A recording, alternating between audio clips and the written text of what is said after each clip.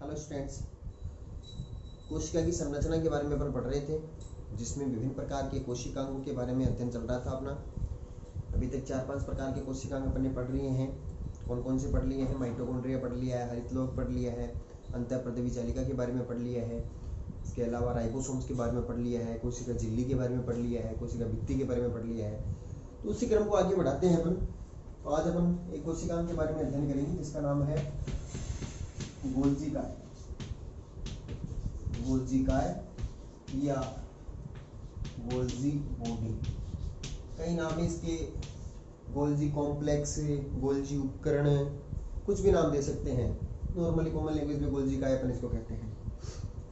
देखो, पहली बात तो वही, क्या है ये कोशिकांग, क्या क्या चीजें पढ़ते हैं अपन। पहले तो खोज के बारे में पढ़ते हैं, संरचना के बारे में पढ़ते हैं और फिर उसके बाद में कार्यों के बारे में पढ़ते हैं।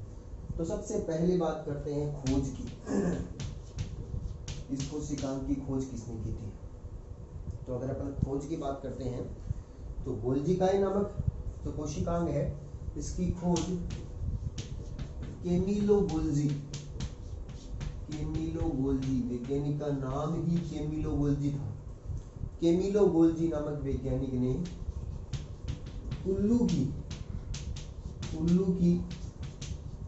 तंत्रिका कोशिका में, उल्लू की तंत्रिका कोशिका में सबसे पहले गोल्जीकाय को देखा, यानी खोज की थी।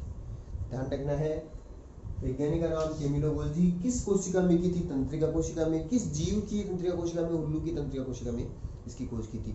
तो वैज्ञानिक ने अपने नाम के आधार पर इसका नाम दे दिया गोल्जीकाय। ठीक है। अन्य नाम की बात करते हैं अपन, इसके और क्या क्या अन्य नाम हो सकते हैं? तो मैंने आपको अभी बताया था, गोल्जी उपकरण भी बोल सकते हैं इसे, गोल्जी उपकरण। ठीक है। इसके अलावा स्रावी अंग, इसका मुख्य कार्य स्रावण का है, स्त्राव करना है। विभिन्न प्रकार के हार्मोन्स को, ग्लाइकोप्रोटीन्स को, म्यूकस को, इनको स्त्राव करता है, ये सिक्रेशन का काम है। तो मुख्य स्रावी अंग जो है वो गोल्जीकाय है, तो स्रावी अंग भी इसे कहा जाता है। और एक नाम इसका जो इम्पोर्टेंट है वो है डिक्टियोसोम। डिक्टियोसोम, मगर डिक्टियोसोम किन कोशिकाओं में कहा जाता है? पादप कोशिकाओं में। पादप कोशिकाओं में गोल्जीकाय का नाम क्या होता है? डिक्टियोसोम है। ये इंपॉर्टेंट है भाई, ध्यान रखना। पादप कोशिकाओं में गोल्जीकाय को डिक्टियोसोम भी कहा जाता है। ठीक है। अब उसके बाद में अपन बात करते हैं इसकी संरचना की, गोल्जीकाय की।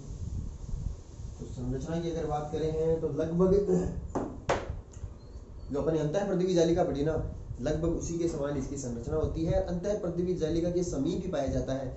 स्थिति इसकी बात करते हैं तो अंतःप्रदेवी जालिका जो केंद्रक झिल्ली से कोशिका झिल्ली के बीच में एक नलिकाकार तंत्र के रूप में फैली रहती है, जस्ट उसके पास में या उससे जुड़ी हुई संरचना के रूप में गोल्जीकाय पाया जाता है, जिसकी संरचना भी सेम अंतःप्रदेवी जालिका के समान 3 रूपों में पाई जाती है। यानी इसकी संरचना की अगर बात करते हैं तो 3 रूपों में इसकी संरचना होती है, वही अंतःप्रदेवी जालिका वाली। कौन कौन सी? सिस्टर्नी,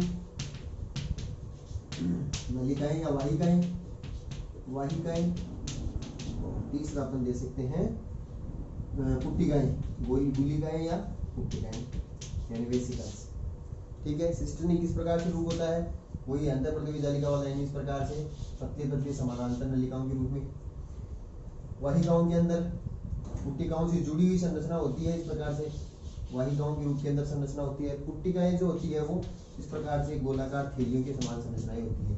तीनों रूपों के अंदर पाया जाता है। मुख्य रूप से रासायनिक संगठन जो होता है वो क्या होता है इसका, यानी गोल्जीकाय जो होते हैं वो किस रासायनिक तत्व से बने होते हैं? रासायनिक संगठन बात करते हैं लिपोप्रोटीन के बने होते हैं, यानी फोस्फोलिपिड प्लस प्रोटीन।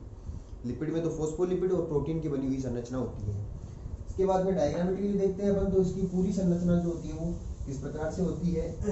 तो तीनों रूपों को एक साथ समावेशित करें अपन, तो गोल्जीकाय की संरचना में अपन ऐसे एक संरचना बनाते हैं और अंदर की तरफ अपन इस प्रकार से सिस्टर्नी टाइप की संरचना बनाते हैं। तो संरचना में अपन बात करते हैं तो तीनों प्रकार की सिस्टर्नी, पुट्टिकाएं और वाहिकाएं तीनों मिलकर के एक संयुक्त संरचना का निर्माण करती है, जिसमें इस प्रकार से सिस्टर्नी वाली संरचनाएं बनी रहती है, जगह जगह पर पुट्टिकाएं जैसी संरचनाएं। ये वाली एक सामान्य संरचना हुई है गोल्जिकाए की। ठीक है, स्थिति मैंने आपको बताई है कि कोशिका के अंदर अपन बात करते हैं तो जो अंतःपर्दिवी जालिका जो होती है बिल्कुल उसके समीप से ये संरचना इस प्रकार से पाई जाती है। कार्य मैंने आपको बताया श्रावण का कार्य होता है। इसके अलावा कार्यों को अगर अपन स्टडी करते हैं तो इसके अलावा कौन कौन से इसके कार्य बन जाते हैं, तो देखिए,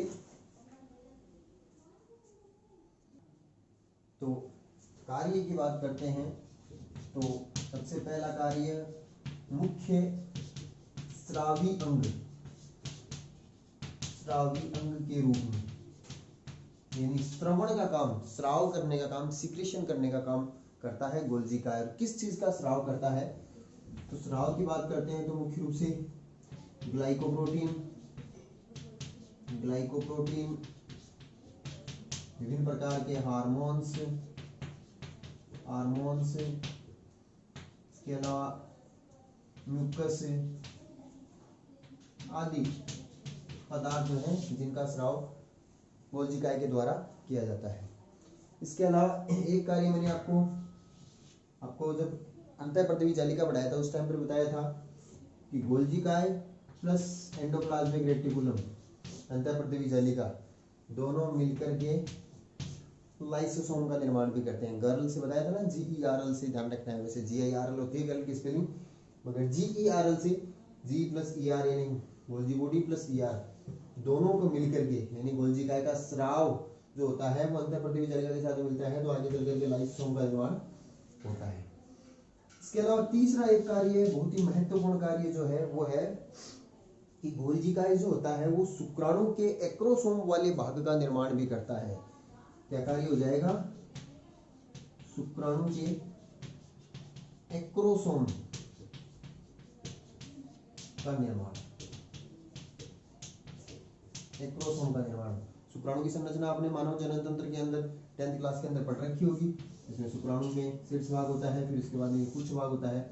शीर्ष भाग जो होता है इसके ऊपर एक टोपीनुमा संरचना पाई जाती है जिसको एक्रोसोम कहते हैं, और एक्रोसोम जो होता है उसका निर्माण गोल्जिकाय के द्वारा ही किया जाता है। तो ये इसके हो गए कार्य। ठीक है, इस प्रकार से अपना ये कोशिकांग पूरा होता है गोल्जिकाय। अब छोटा है कोशिकांग तो एक और कोशिकांग इसके साथ में अपन कर लेते हैं,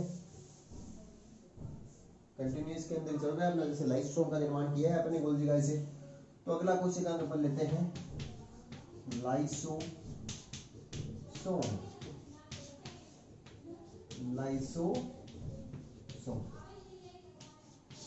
ठीक है, अब देखो वही चीजें इसके अंदर अध्ययन करना है।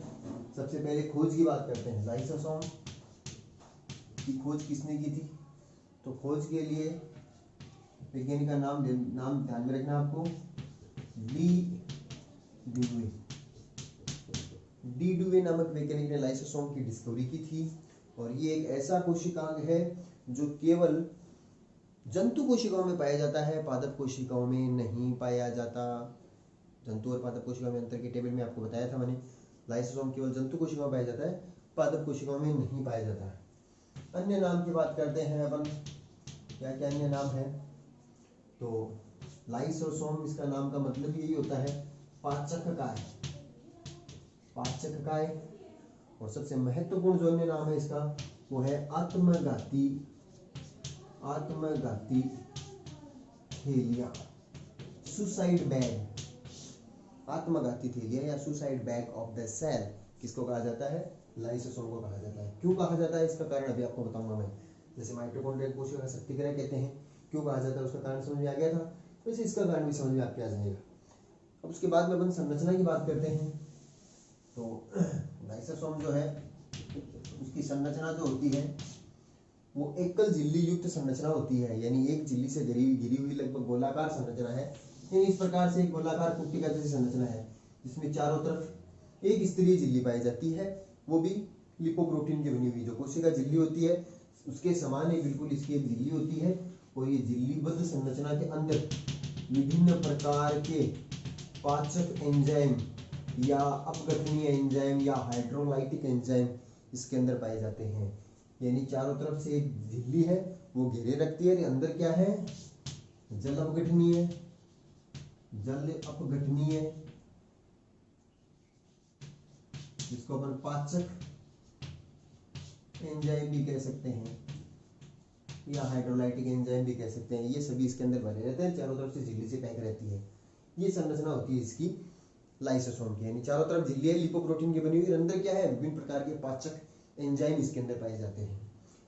अब देखो सुसाइड बैग क्यों कहा जाता है, कार्य की बात करते हैं तो कार्य से इसमें सुसाइड बैग का नाम आ जाएगा। वैसे मैं आपको यहाँ पर बता देता हूँ कि ये अंदर पाए जाने वाले एंजाइम्स विभिन्न पदार्थों को पाचन करने का काम करते हैं। पाचक एंजाइम यानी किसी भी पदार्थ का अपघटन कर सकते हैं।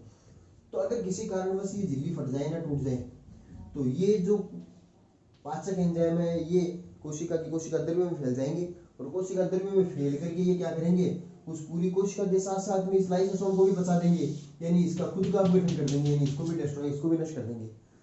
तो इसके अंदर पाए जाने वाले एंजाइम्स इतने ज्यादा हाइड्रोलाइटिक प्रकृति के होते हैं, इतने ज्यादा पाचक होते हैं कि अगर ये बाहर निकल गए तो खुद इस कोशिका को ही और पूरी की पूरी कोशिका का भक्षण कर देंगे, यानी उसका पूरा का पूरा पाचन कर देंगे, उसको नष्ट कर देंगे। इसलिए लाइसोसोम को suicide bag of the cell या आत्मघाती थैलियां कहा जाता है। अब कार्य की बात करते हैं। कार्य इसके देखो, पाचक एंजाइम से संबंधित कार्य हो गए विभिन्न प्रकार के पदार्थों का पाचन करना, जैसे बाह्य कोशिकीय पाचन। बाह्य कोशिकीय पाचन में मैंने आपको दो बताए थे पहले, फेगोसाइटोसिस और पिनोसाइटोसिस। जब किसी ठोस पदार्थ को कोशिका के अंदर प्रवेश करवाया जाता है तो इस क्रिया को बोलते हैं फेगोसाइटोसिस। और वो ठोस पदार्थ कोशिका के अंदर आने के बाद में लाइसोसोम से निकले हुए एंजाइमों के कांटेक्ट में आते हैं और उनको पचा दिया जाता है, तो पाचन में काम में आ गए। पिनोसाइटोसिस, जब कोई तरल पदार्थ कोशिका के अंदर आता है तो उसका पाचन करने के अंदर भी लाइसोसोम के अंदर पाए जाने वाले जल अपघटनीय एंजाइम पाचन कर देंगे। इसके अलावा विभिन्न प्रकार के हानिकारक पदार्थ जो कोशिका के अंदर पाए जाते हैं उनको बचाने में काम में आ जाता है इसके अंदर पाए जाने वाले एंजाइम। या मृत कोशिकाओं को नष्ट करने में, कोई उत्तक है, बहुत सारी कोशिकाएं हैं, इनमें कोई कोशिका मृत कोशिका हुई है, उस कोशिका को नष्ट करना है, तो नष्ट करने के लिए क्या होगा, उस कोशिका के अंदर पाए जाने वाले लाइसोसोम की जो झिल्ली है वो फट जाएगी और फटते ही वो पूरे एंजाइम बाहर निकले और उस कोशिका को नष्ट कर दिया। तो मृत कोशिकाओं को नष्ट करने के अंदर भी लाइसोसोम जो होते हैं काम आते हैं। इसके अलावा शुक्राणु का जो एक्रोसोम भाग जो होता है, उस एक्रोसोम वाले भाग के अंदर भी विभिन्न प्रकार के पाचक एंजाइम होते हैं जिनको एक्रोसोम प्रकार के पाचक एंजाइम बोलते हैं। उन एंजाइमों का निर्माण भी लाइसोसोम के अंदर पाए जाने वाले एंजाइमों के द्वारा किया जाता है। तो ये कार्य हो गया है लाइसोसोम का। तो ये दो कोशिकांग आज अपन ने पढ़ ली है। लगभग कोशिकांग पूरी हो गई, अब एक दो कोशिकांग हो रहे हैं केंद्र को छोड़कर। केंद्रक तो मुख्य कोशिकांग है, उसके बारे में तो अध्ययन अपन 3-4 वीडियो तक करेंगे। उसके अलावा लगभग छोटे मोटे कोशिकांग पूरे हो गए हैं, एक दो कोशिकांग हो रहे हैं, उनको अपन और देख लेंगे। और कोशिका की संरचना को अपन इसी प्रकार से लगातार केंद्रक के अंदर पाए जाने वाले डीएनए केंद्रक तक लेकर के गुणसूत्रों तक लेकर के पूरी कोशिका की संरचना को कंप्लीट करेंगे। Thank you.